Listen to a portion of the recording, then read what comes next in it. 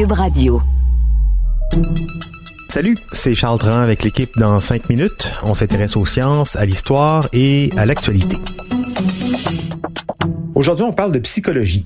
Qu'est-ce qui se passe lorsqu'on place des personnes choisies au hasard dans un milieu carcéral où la moitié des volontaires ont un pouvoir d'autorité sur l'autre moitié? L'humanisme triomphe-t-il ou est-ce que ça vire au vinaigre? Dans les années 70, une expérience qui se déroule aux États-Unis fait grand bruit. Ses conclusions sont ahurissantes, mais sa méthodologie est rapidement remise en question. L'expérience de Stanford, c'est comme ça qu'on l'a appelée, est non seulement devenue un mythe, mais c'est aussi devenu un cas d'école sur ce qu'il faut et ne faut pas faire quand on envisage une expérience. Voici Cybèle Olivier. 14 août 1971, Palo Alto, Californie. 12 étudiants sont arrêtés par la police. Ils sont jetés dans une prison dans le sous-sol de l'université de Stanford. C'est comme ça que débute une des expériences psychologiques les plus controversées à ce jour. Les résultats ont marqué le monde. C'est l'histoire de l'expérience de la prison de Stanford. L'objectif du professeur en charge de l'étude, Philippe Zimbardo, est d'étudier les comportements psychologiques en milieu carcéral. Les rôles sont tirés au sort. 24 volontaires, 12 gardes, 12 prisonniers. Ils ont accepté de passer les 2 prochaines semaines dans une prison simulée. Ils ne sont plus des citoyens, ils n'ont plus de choix, ils n'ont plus d'identité. Ils sont identifiés seulement par leur numéro de prisonnier. En 2 jours, les gardes sont rapidement habitués à leur nouveau métier. On leur a donné l'anonymat. Ils portent constamment des lunettes de soleil et ne connaissent pas les autres sujets. Ils n'ont que 2 règles à suivre. Interdiction de frapper les prisonniers, interdiction de les mettre en confinement plus d'1 heure. Le professeur Philippe Zimbardo joue le rôle du directeur de prison, le cerveau. L'expérience sert à prouver son hypothèse. Une personne, placée dans certaines situations d'autorité, peut se transformer en monstre. Au jour 1, les gardes abusent déjà de leur pouvoir. En moins de 24 heures, ils humilient et abusent psychologiquement les prisonniers.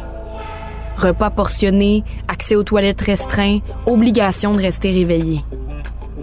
Alors que la tension monte chez les prisonniers, les méthodes des gardes deviennent plus cruelles. En seulement 6 jours, les conditions se sont tellement aggravées que l'expérience de Stanford est complètement arrêtée. L'étude sera décrite dans les journaux du monde et le nom Zimbardo se fait entendre partout. Les conclusions de son étude sont même enseignées. La preuve est faite. Lorsqu'une personne est sous le couvert de l'anonymat et qu'elle a du pouvoir sur une autre personne, elle peut facilement devenir un monstre. Dans le domaine de la psychologie sociale, l'étude de Zimbardo est presque aussi célèbre que celle de Milgram sur l'obéissance à l'autorité, une expérience où un enseignant demandait à des participants d'infliger des chocs électriques à un mauvais élève. À Stanford, c'est vrai que les cobayes étaient réellement agressifs et cruels pendant la simulation. Et si ce qui a vraiment causé les comportements n'était pas ce qu'on nous a toujours dit? Une 50aine d'années plus tard, des révélations ont bouleversé ce qu'on croyait être une vérité.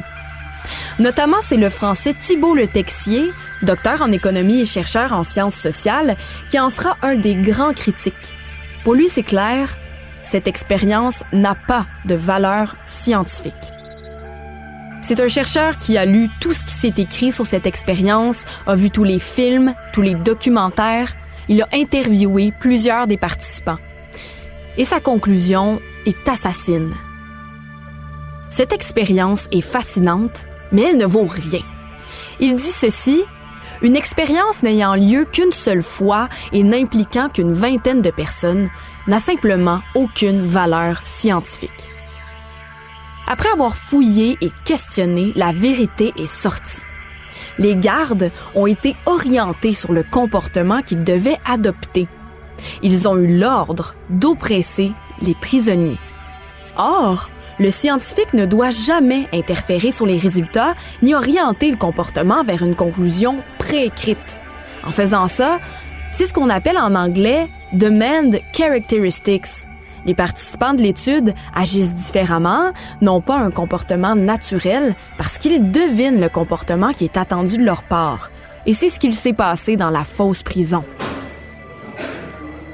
La veille du premier jour, Zimbardo a réuni les gardiens pour leur donner un emploi du temps précis. Il a prévu les réveils nocturnes des détenus. Il leur a même fourni des idées de châtiment. Mais malgré tout, pour plusieurs, l'expérience de Stanford a laissé plus de questions que de réponses. Dave Ichelman, un des gardes de l'expérimentation de 1971, a donné des entrevues.